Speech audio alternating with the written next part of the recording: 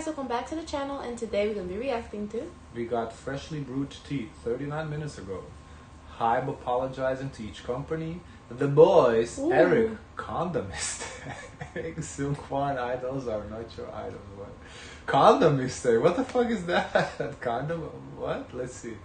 I know I've been gone for a bit, don't worry. I'm gonna try to get back on weekly uploads so we can stay more up to date. Let's catch up on what's been going on since I was gone. HYBE CEO Lee-jae-sang has now issued an apology regarding HYBE's internal monitoring documents. He begins it by deeply apologizing to the artists, industry stakeholders, and fans. He explained he had to. Like, although I don't think it was a big deal, he had to apologize either. Like, it's kind of something you have to do.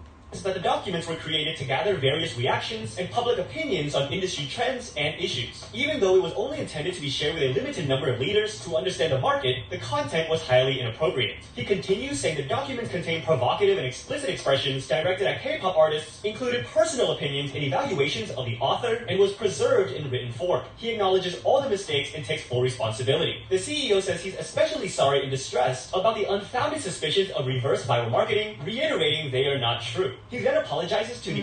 What's reverse viral marketing? I don't know. Like they basically released it on purpose, so... Oh yeah, they were talking about that. It would be that they released it on purpose so that people now would be... Talk about it? Yeah, talk kind of... I think this was too bad. Yeah, I know. I don't... Yeah, I think the...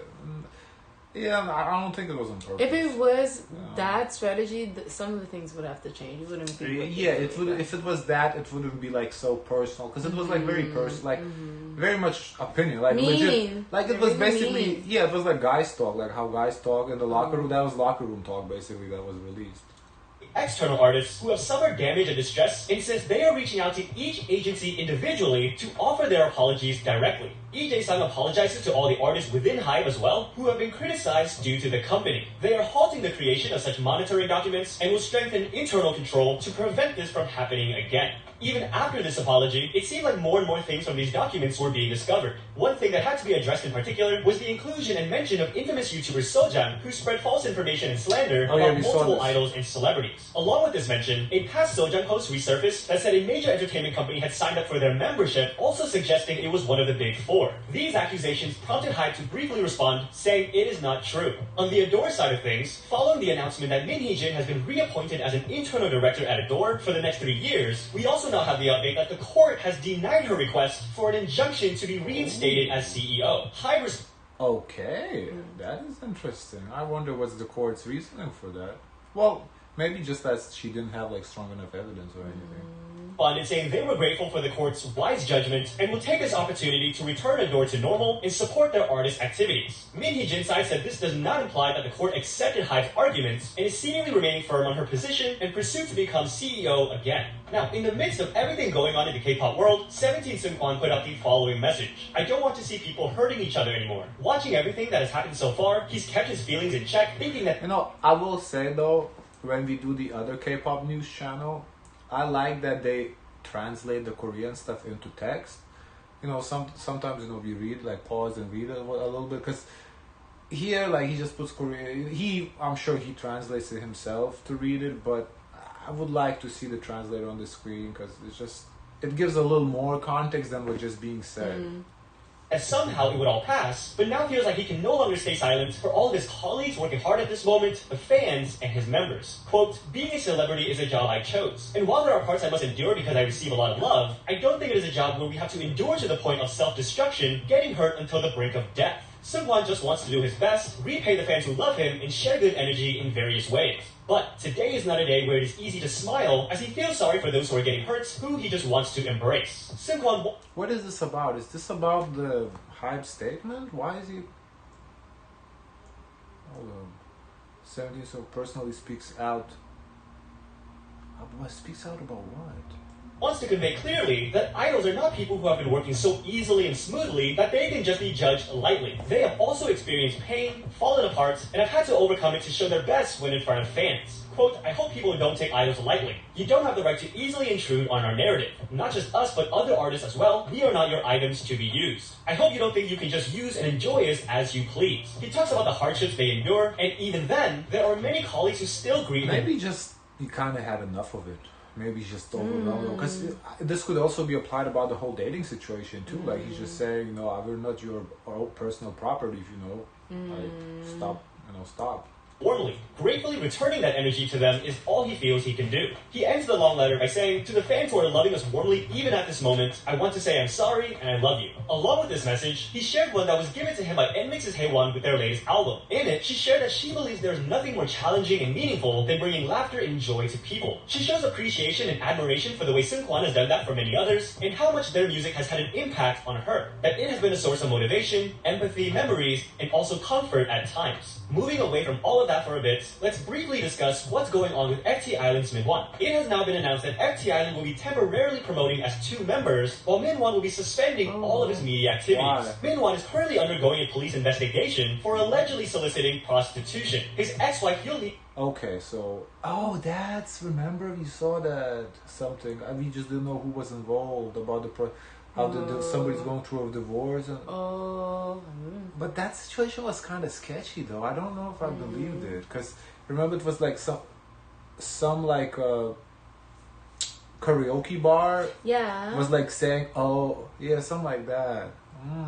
He has alleged that he frequented hostess bars during their marriage, and that there's a recording that contains evidence of Minhwan making reservations at adult entertainment establishments. Not only has Minhwan left the Return of Superman show, the production has now deleted all videos with him in it to protect their 3 children. Regarding the children, Yuli has now submitted an application for mediation to the Seoul Family Courts to request a change in custody, alimony, and property I thought division. they're not gonna penalize people for those.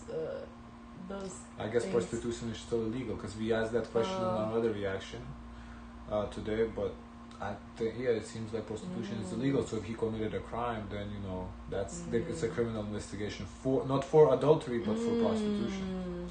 We finally have an update from Jessi's assault situation. If you remember, a male individual who approached Jessi for a picture late at night was assaulted by someone said to be associated with her. Jessi would deny knowing that person, and reports say the assailant was actually connected to producer Koala, who was also involved. Security footage shows Jessi trying to intervene, but ultimately leaving, explaining that the situation escalated so quickly she didn't know what to do. Despite this, Jessi would continue to get criticized and even had to address death threats. She would put out another apology saying she should have done more to tend to the victim, and was summoned by police to be questioned for 6 hours. The police have now decided to drop the charges against Jessi, saying there was little evidence to indicate that Jessi participated. Where's my clap? Thank you. Should have known that. It's weird. She should have never had anything to do with this to But begin the with. repercussions too late. You know what she should do now? She lost a lot of sponsorship. Stupid. In the assaults or in threatening the victim, nor did she make any attempts to assist the perpetrator dodging the investigation. Jessi continues to maintain wishes for the victim's recovery and a peaceful resolution to the issue. Producer Koala will be facing charges of assaults, and the main suspect has reportedly left South Korea. Finally, we have some health updates and/or idols we might not be seeing for a while. During the first night of TXT's encore concert in Korea, fans noticed Hyun seemingly trembling on stage and looking a bit unwell before he would have to leave mid-concert. The members would explain that he's been feeling unwell all morning, but really wanted and tried to be on stage for the fans. The guys would also ask fans to help sing his parts while he was gone. Big Hit would then release an update saying Hyun experienced a sudden decline in his condition due to indigestion and was unable to continue performing. Before TXT's final encore show, he attended a press conference saying he tried to push through during that first show, but his condition worsened. However, he made sure to show up for the final show because he really wanted to see the fans. Ascent Inju will be going on hiatus after experiencing health issues, while the group will be performing as Ascent? Oh, we don't know this group. In the meantime, ILE1's Ara will also be halting her activities after sustaining an injury during practice, and the group will continue their schedules with 5 members for now. Maiden's Gotten mysteriously unfollowed 143 Entertainment CEO on Instagram, deleted all of her posts, and removed... I guess. Never mind. I was like, Well, how do you know? But then she made it really I think, if the person speaks Korean, which I assume they do, because you have, to make these kind of videos, you kind of have to. Korean Twitter, I'm sure they talk about it stuff. Maiden from her bio. Shortly after this was discovered, the company then announced that she would be going on an indefinite hiatus, saying it was for health issues. Then Hae-sun has now enlisted to fulfill his mandatory military service, and of course NCT's Jaehyun has become the second member of NCT to also enlist, joining Taeyang. Now, usually this is where we would end the more serious section of the videos, but let's actually end on a more humorous mistake that the BOYZ Eric has explained. November 11th is apparently celebrated as Pepero Day, and Eric often shares handwritten messages with the snap with fans each year, and did the same this year. However, fans noticed that the box in his photo was actually not Pepero, rather a box of condoms. This particular box had a special design intended to make gifting and purchasing these much... That's what condoms look like in Korea? Huh? That makes kids want to buy it. I don't know. Easier and less embarrassing for some people to buy. When he found out, Eric would explain that he was so embarrassed he wants to just hide for a week, and was actually comforted by people saying they probably would have made the same mistake. With all of that out of the way, luckily we also have positive things to celebrating K-pop. Not only did the Seraphim perform at the MTV EMAs last night, they took home the We just reacted, guys. Check out the reaction. They did a good job, though. Best Push Award. Blackpink's Lisa claimed 2 awards, Biggest Fans and Best Collaboration, while BTS's Jimin won for Best K-pop. GOT7's JB has now been discharged from his mandatory military service and plans on returning with new music as early as this month. Not only that, but Jin Young has also now returned home, welcomed by Yoongyung and Bam Bam, even hinting that a GOT7 group comeback may be in the works before the other members enlist. The next one is going to contain spoilers for Road to Kingdom Ace of Ace. 3, 2, 1. Congratulations to Gravity, who were ultimately announced as the winner after a long... Gravity won, but we didn't get all the performances. We only got 4 performances. We reacted to them. Which one was Gravity now I'm thinking about it? Maybe On Journey. We can't always talk about every anniversary, but it's a special moment when the Super Junior members come together, this time in a live stream to celebrate... Hold up, I gotta look it up. Which performance was Gravity? Because that will determine. Because there was one performance that you liked the most. You said, oh, this was the best performance you've seen the whole show. Might have been them. So there was the R&B group. No, like the hip-hop group. And there was another group. Gravity we didn't react to Gravity this week. I'm so fucking confused by this show.